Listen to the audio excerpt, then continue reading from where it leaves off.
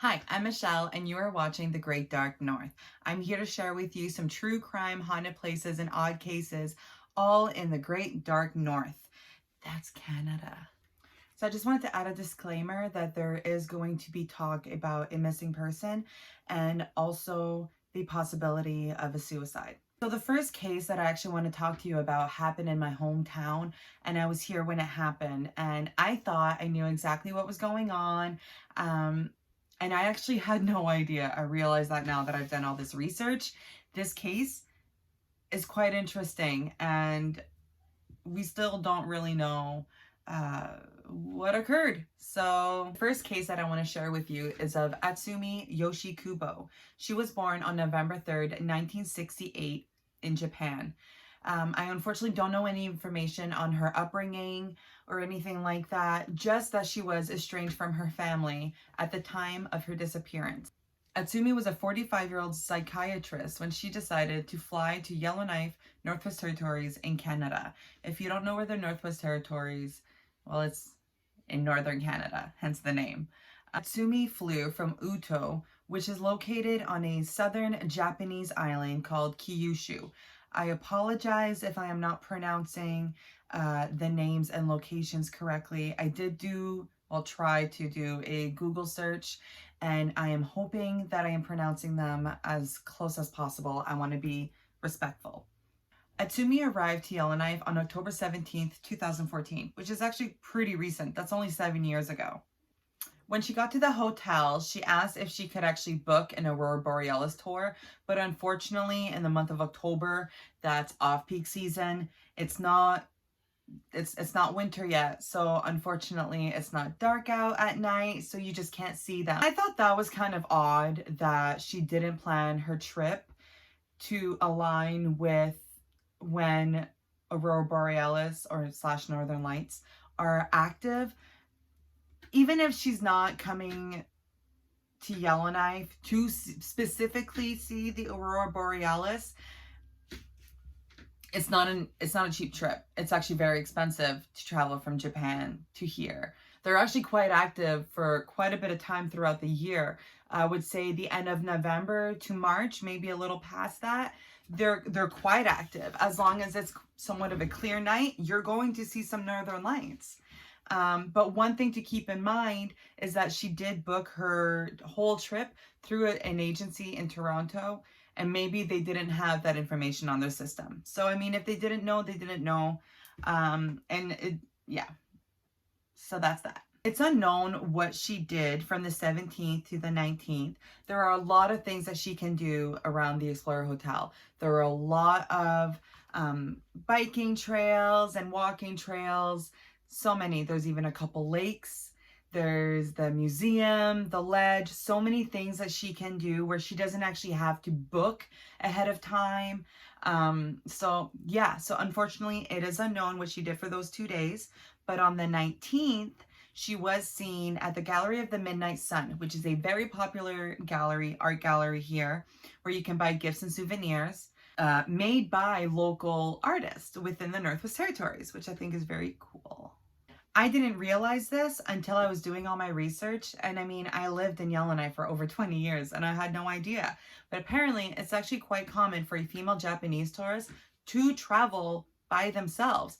Typically, though, when they arrive to Yellowknife, they would join a group that they would meet during a venture or something. But Atsumi didn't seem to be interested in that at all.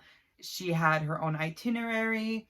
She had, she met people, but she didn't stick around with that group. She still ended up going on her own, which I totally get it. I think that if I was traveling by myself, I think I would try to keep it to myself, but I'm also too chicken shit to actually travel across the world by myself, so that would never happen.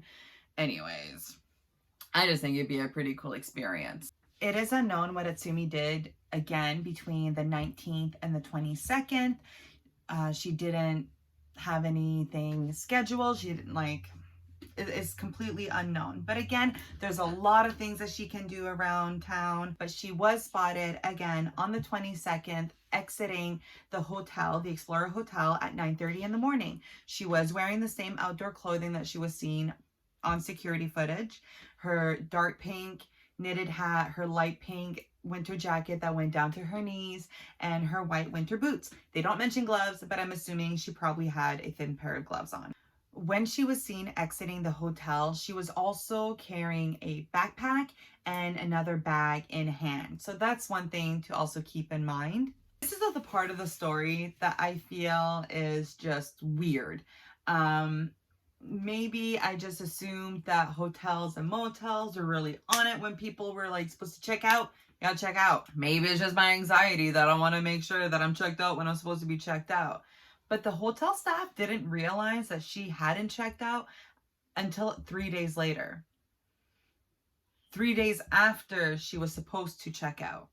So this was technically 5 days after she was last seen leaving the Explorer Hotel. They then went to her room and discovered that all of her luggage was packed, ready to go, but there was no sign of Atsumi. So they then contacted the RCMP, and for anyone who doesn't know who the RCMP is, they are the Royal Canadian Mounted Police. The RCMP then contacted the airline, and that's when they figured out Atsumi never even made it to her flight. So that's when Atsumi was officially reported missing. So RCMP then started going door to door in that area of town to see if anybody had spotted her, but unfortunately no one had. But once news broke out throughout the whole town, a retired police officer actually came forward and said on the morning of October 22nd, she's not 100% sure on the date.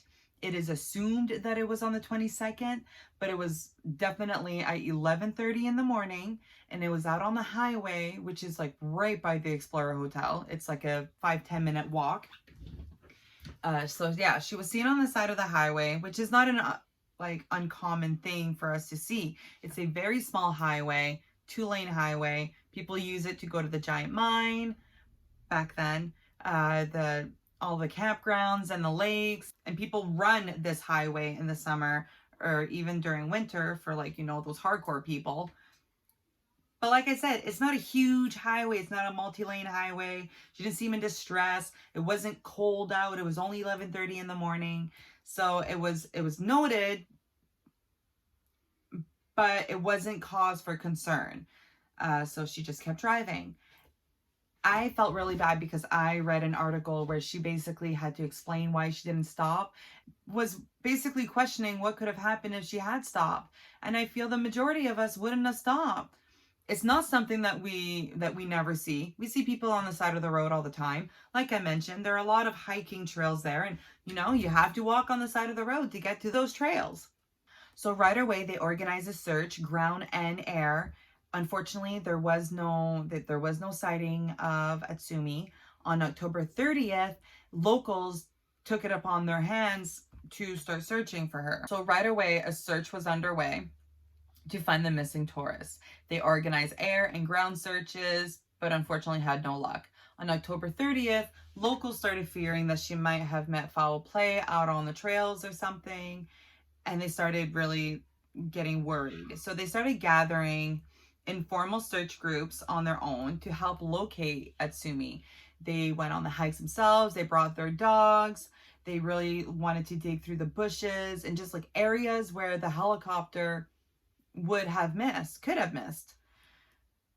But unfortunately, the searches became even more urgent as Yellowknife had their first snowfall of the season. I actually remember that day. I remember thinking that, it became a lot more urgent because the temperature was dropping at night quite significantly. And I was worried that if she was still alive, like her life is at risk at this point, more so than it was before. On November 4th, despite not finding the body, the RCMP called off searches and reported that she was presumed dead.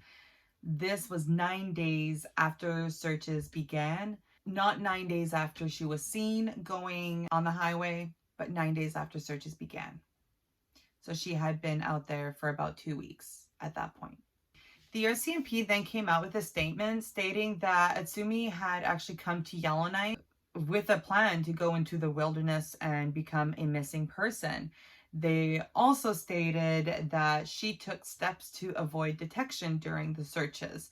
Nothing had really ever come up on why they thought this, which I'm still very curious since it's 2021 and they never came out with like, what was it then specifically? Unless it's what I'm about to mention, then my bad. Back home in Japan, Atsumi's brother Kenji was actually informed by the Foreign Ministry of Japan of a letter that Atsumi sent to one of her dear girlfriends before she came to the Northwest Territories, stating that she was going to commit suicide.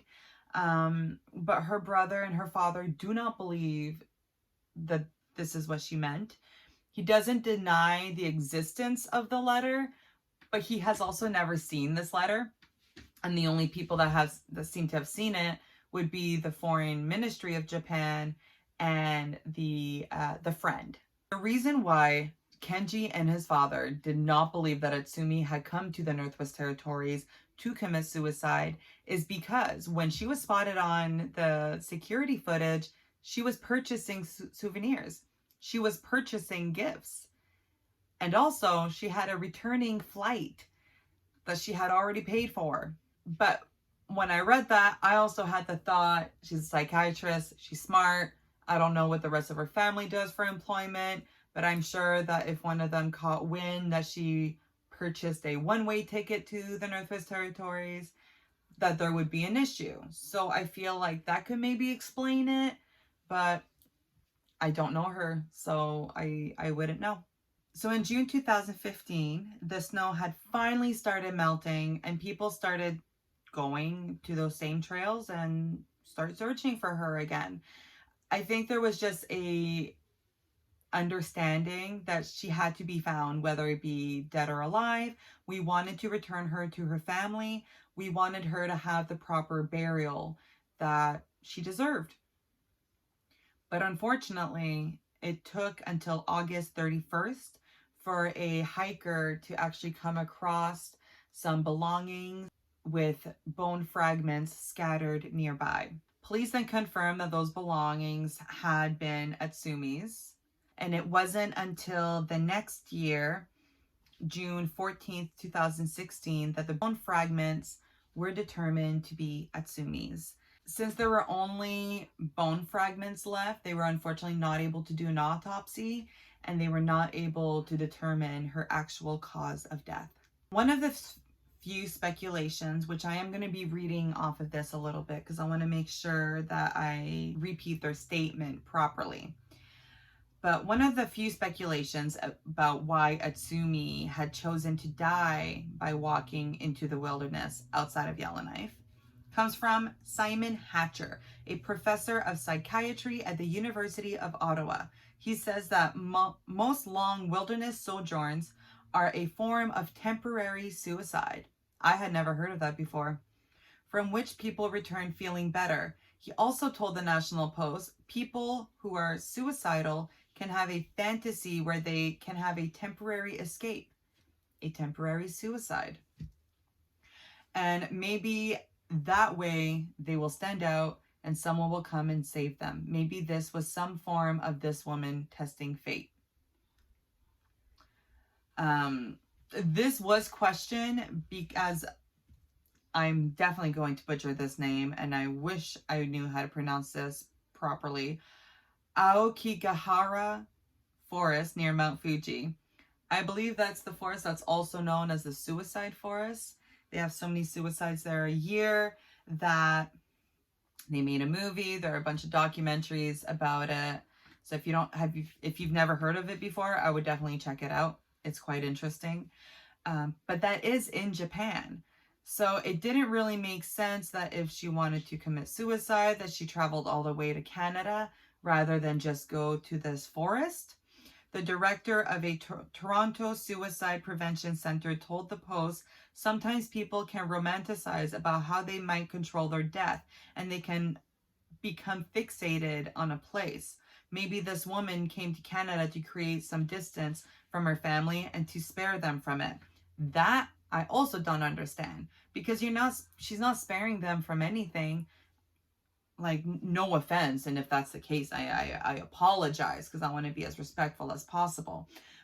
But she didn't spare them of anything. They're now having to organize her body being shipped back to Japan. They're having to still grieve. They're having to, like, all those souvenirs that are purchased. I couldn't imagine how that's making them feel, like how an object like that could make them feel. It's just a really sad situation. And unfortunately, we're never going to know what actually happened to Atsumi Yoshikubo back in 2014. And that is the mysterious death of Atsumi Yoshikubo. Was it a wilderness suicide? Was there foul play involved? Nobody has any idea. What do you think happened in her last days in Yellowknife? If you'd like more content like this, please subscribe and hit like on this video so I know that you enjoyed it. And if there is a case in your hometown that you would like me to talk about, please let me know, and I would love to hear about it. All right. Please have a great day and stay safe.